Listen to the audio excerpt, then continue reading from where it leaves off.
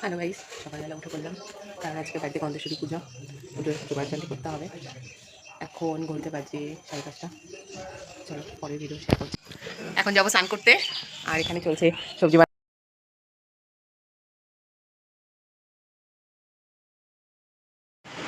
আমি স্নান করে চলে আসলাম। এখন নাইটি পরে রেডি হবো, হয়ে পূজার জোগাড়টা করবো।